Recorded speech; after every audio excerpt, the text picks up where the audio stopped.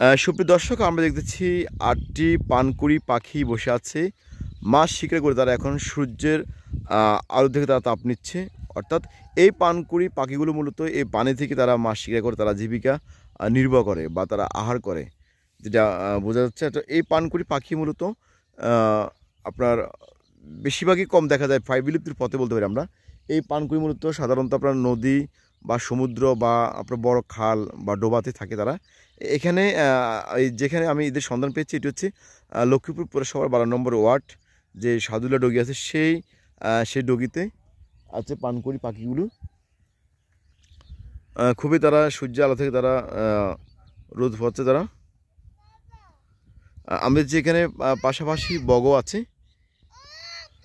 Stop Rafid, আমি ঘুরতে আসছি মূলত রাফিদের সাথে। রাফিদ আসছে ঘুরতে আসছে এখানে, সে হাঁটতেছে। এই যে মূলত আসলে খাল বিল আপনার জলাশয় বা প্রাকৃতিক দৃশ্যগুলো খুব সুন্দর লাগে। এই জন্য মাঝে মাঝে আমি রাফিদকে ঘুরতে পারি। রাফিদ ওদিকে যায় না বাবা, ওদিকে বয় আছে, বয় আছে, সাপ আছে। এখানে প্রাকৃতিক কিছু শব্দ খুবই সুন্দর লাগে, চমৎকার পরিবেশ। জায়গাটি একেবারেই অসাধারণ। যারা আছেন পৌরসভা 12 নম্বর ওয়ার্ডে, তারা অবশ্যই অনেকের শৈশবের এই স্মৃতি মাখা এই গ্রাম বা এই ডগিগুলো।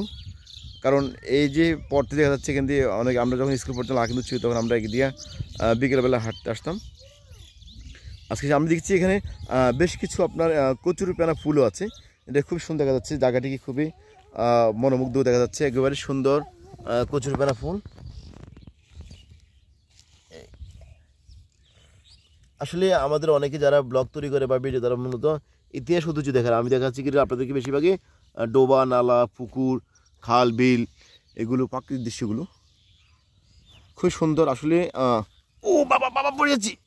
রাফিদে অনেক দুষ্টি করে। রাফিদ, এই যে রাফিদ তুমি দেখো, এমনি দেখাও বাবা, প্লিজ লুক মি, এমনি দেখাও।